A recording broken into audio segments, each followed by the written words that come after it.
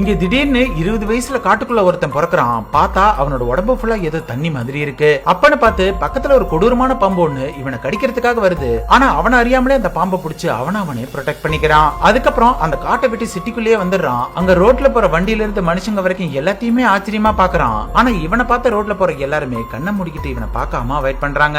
என்னன்னு பார்த்தா இவன் உடம்புல துணியே இல்லாம நடந்து வரான். சோ இவனை பார்த்ததும் கோபமான போலீஸ் இவனை அரெஸ்ட் பண்ணி ஜெயிலுக்குள்ள வச்சிடறாங்க. ஜெயிலுக்கு போனதுக்கு அப்புறம் இவனுக்கு கொடுக்கற சாப்பாடை கூட எப்படி சாப்பிடணும்னு தெரியாம அடுத்தவங்களை பார்த்து தான் சாப்பிடவே கத்துக்கிறான். சோ இவன் யாருன்னு தெரிஞ்சுக்கிறதுக்காக ஒரு டாக்டர் வர சொல்லி செக் பண்றாங்க. பார்த்தா பிரிண்ட் அடிச்ச மாதிரி ஒரு டிராயிங் வரைஞ்சு கொடுத்ததை பார்த்ததும் அந்த டாக்டரே ஷாக் ஆயிடுறாங்க. அதுக்கப்புறம் டாக்டரோட வீட்டுக்கே கூட்டிட்டு போய் இவனை ஸ்டடி பண்ணலாம்னு முடிவு பண்றாங்க. கொஞ்ச நாள் கழிச்சு பார்த்தா இந்த டாக்டர் ஃபேமிலி கூடவே நல்லா பழகி கொஞ்சம் பேசவும் கத்துக்கிறான். அதுக்கப்புறம் ஒரு நாள் டாக்டரோட ஹஸ்பண்ட் கம்பெனில ஒரு பெரிய சர்வர் எரர் ஆகிடுது. பார்த்தா இவன் 5 நாள்ல செய்ய வேண்டிய எரர் பிக்சிங்க 2 நிமிஷத்துல செஞ்சிடறான். அப்பதான் இவனுக்கு டெக்னாலஜில மனுஷங்களை விட அதிகமான நாலேஜ் இருக்குன்னு தெரிஞ்சுக்கிறாங்க.